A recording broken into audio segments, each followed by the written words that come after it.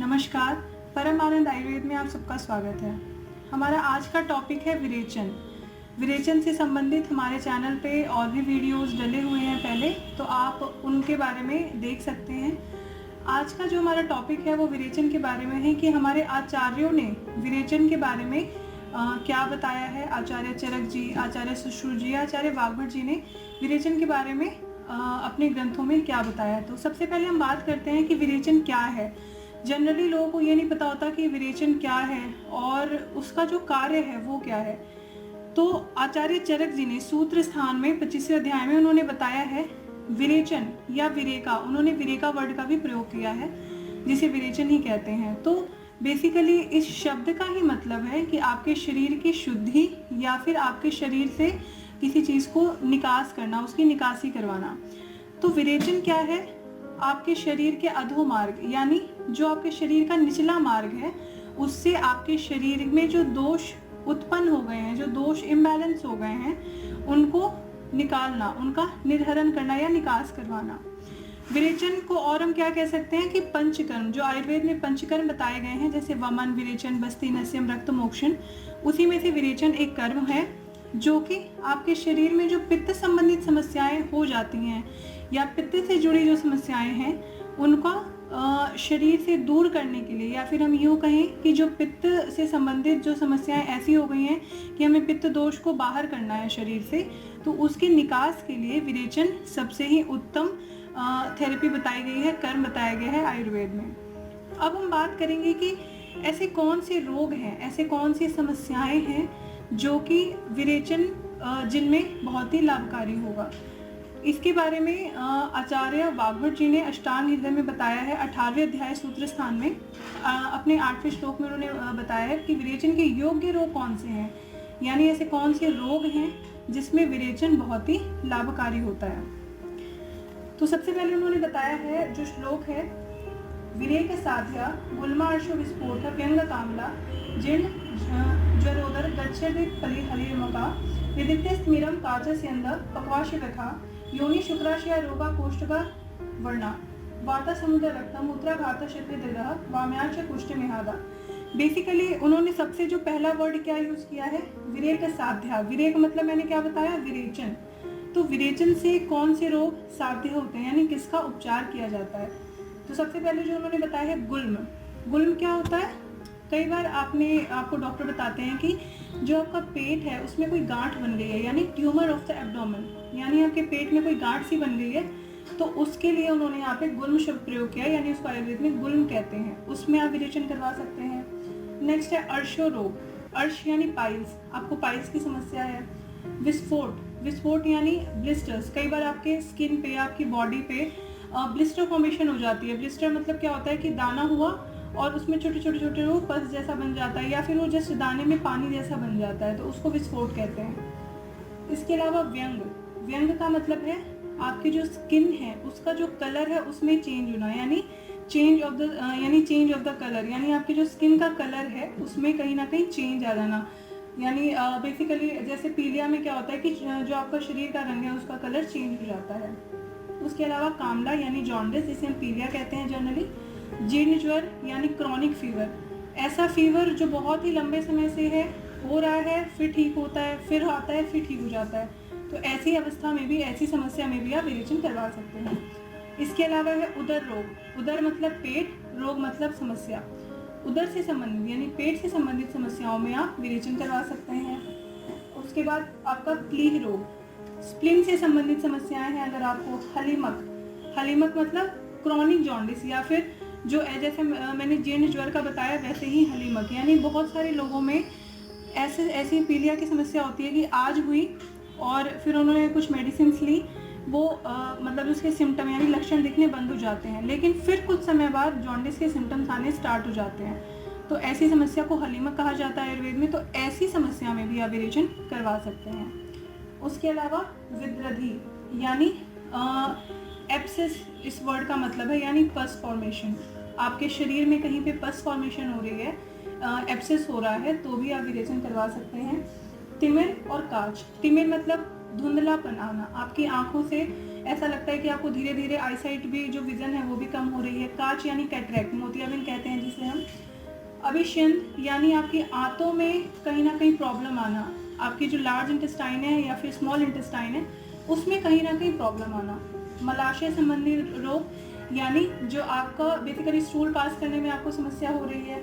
योनि व्यापद और शुक्र विकार यानी मेल और फीमेल रिप्रोडक्टिव सिस्टम में आपको समस्या आ रही है, जैसे शुक्र विकार यानी लो स्पर्म काउंट है या फिंडल स्पर्म है। इसके अलावा और भी बहुत सी समस्याएं होती हैं। योनि व्यापद में यानी फीमेल को रिप्रोडक्टिव सिस्टम से रिलेटेड कोई समस्या हो रही है, आजकल बहुत सारी समस्याएं आ गई हैं, तो उसमें भी आप जैसे योनि व्यापद में आप क्या बोल सकते हैं, जैसे ट्यूब्स ब्लॉक हैं या फिर एग्स की फॉर्मेशन नहीं हो रही हैं, ऐसी बहुत सारी प्रॉब्लम्स हैं, या फिर आपको पीरियड से रिलेटेड प्रॉब्लम है तो भी आप विरेचन करवा सकते हैं। इसके अलावा क्या बताया है, कृमि रोग, पेट में जो कीड़े हो जाते हैं उसके लिए।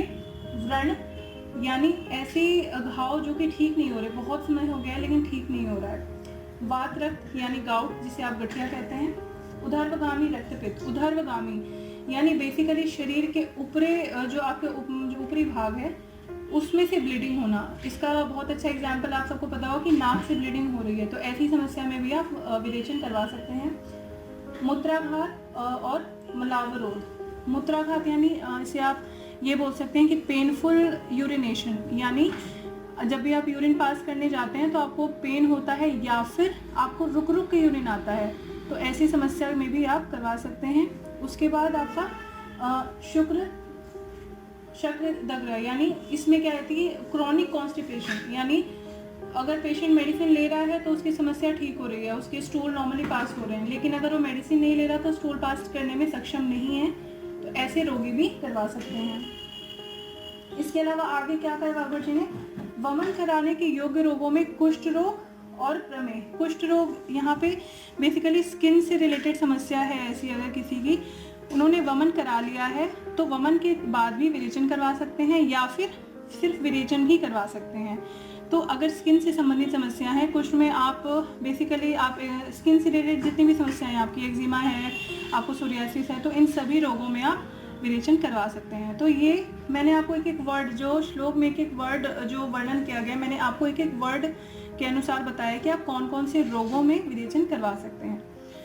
अब जो नेक्स्ट क्वेश्चन आता है कि विरेचन में या फिर विरेचन के दौरान स्नेहन या स्वेदन की आवश्यकता ही क्यों पड़ती है, हम डायरेक्ट विरेचन या वमन क्यों नहीं करवाते हैं। तो इसका भी आंसर किया है आचार्य सुश्रुत जी ने। इसका चिकित्सा स्थान में उन्होंने अपने 33 नंबर के अध्याय में उन्होंने बताया है कि बेसिकली इसका एग्जाम्पल है कि अगर स्वेदन, स्नेहन से पहले हम स्वेदन करते हैं, यानी स्नेहन का मतलब यहाँ पे क्या है, आपके पूरे शरीर पे तेल ऑलिएशन करना यानी मसाज करना।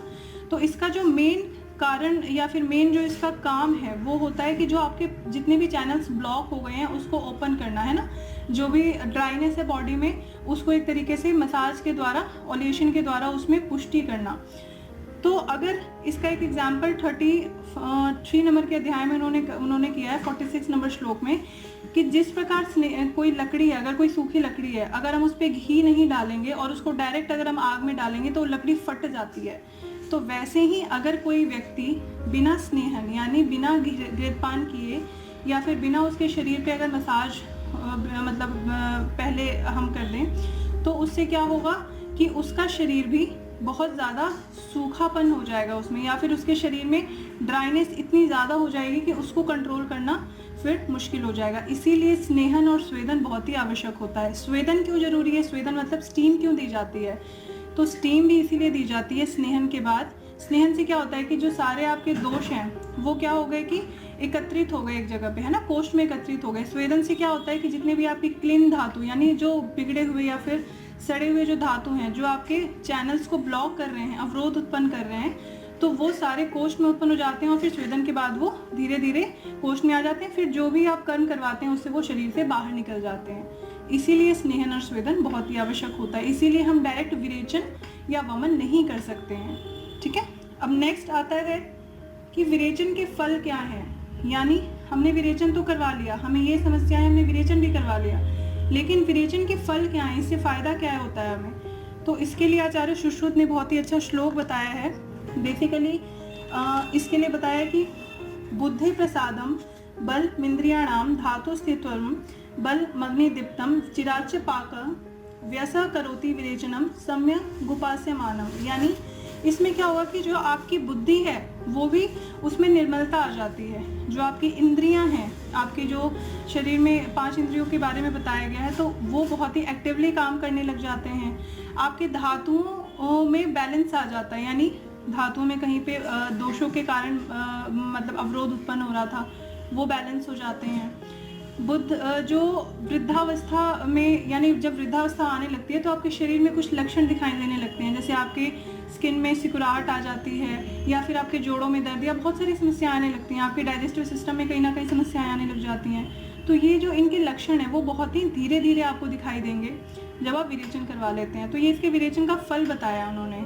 इसके नेक्स्ट श्लोक में उन्होंने बहुत ही अच्छा बताया कि यथोदका नमुदे अपनिते चर स्थिराणाम भवति प्रणाश पित्तेर्हित त्वेव मुपद्रवाणाम पित्तमकाणाम भवति प्रणाश। यानी इसका बहुत ही अच्छा एग्जाम्पल दिया उन्होंने कि जिस प्रकार एक जलाशय मतलब आपके घर के पास कोई भी जलाशय है, तालाब है, नदी है, कुछ भी है, अगर हम उसमें से जल निकाल दें तो जिस प्रकार जो उसमें मछली है या कमल के फूल हैं या जो भी हैं उसमें जिस प्रकार उनका वो नष्ट हो जाते हैं, उसी प्रकार जब आप विरेचन करवाते हैं तो आपके शरीर में जो पित्त दोष से संबंधित जितनी भी समस्याएं हैं, यानी पित्तजन्य जितनी भी समस्याएं हैं, वो सारी दूर हो जाती हैं। तो ये एग्जाम्पल के थ्रू उन्होंने बताया है। सबसे पहले हम अगर जो नेक्स्ट क्वेश्चन है वो ये है कि हमें संसर्जन कर्म क्यों करना चाहिए। संसर्जन कर्म का मतलब क्या हुआ कि आपकी वमन हो गया, विरेचन हो गया, इसके बाद भी हमें एक डाइट बताते हैं डॉक्टर जो कि फॉलो करनी होती है, तो उसकी क्यों आवश्यकता है, तो उसके बारे में भी आचार्य वाग्भट जी ने अष्टांग हृदय में सूत्र स्थान के 30वें श्लोक में उन्होंने इसका वर्णन किया है।